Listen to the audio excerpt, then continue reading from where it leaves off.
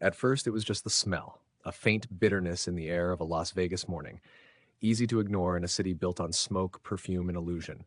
But by the time guests realized something was wrong inside the MGM Grand Hotel, it was already too late. November 21st, 1980, just after dawn. The casino floor was quiet, dealers preparing for the day, guests asleep above. Hundreds of them, scattered across towering floors of glass and steel. Somewhere below, in a restaurant kitchen, a fire ignited.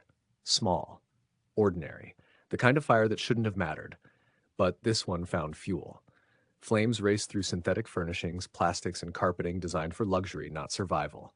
Smoke, thick, black, poisonous, poured into hallways and elevator shafts, pulled upward like breath through lungs.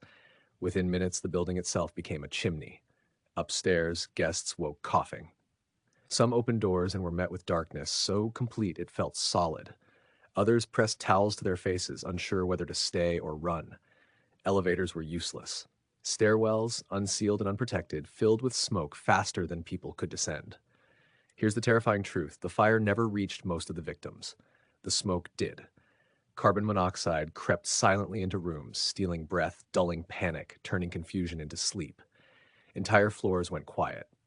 Some guests never left their beds, others collapsed just steps from safety. Outside, Las Vegas watched in disbelief as smoke poured from shattered windows. Firefighters rushed in, navigating blind corridors, dragging people out one by one. Helicopters hovered, plucking survivors from the roof. Survivors remember the sound most: alarms screaming, glass breaking, the thud of bodies hitting ladders. 85 people died that morning, not because the building burned, but because it wasn't built to stop smoke. In the aftermath, investigators uncovered devastating flaws: no automatic sprinklers in the casino, flammable materials everywhere, inadequate fire barriers, ventilation systems that spread death instead of stopping it. The MGM Grand wasn't unique. It was simply the one that failed loudly enough for the world to notice. And the world did notice. Fire codes across the United States changed. Sprinkler systems became mandatory. Smoke control, fireproofing, evacuation planning. Suddenly, safety mattered more than spectacle. Buildings became quieter killers, no longer allowed to hide behind glamour. The MGM Grand was rebuilt. Las Vegas moved on.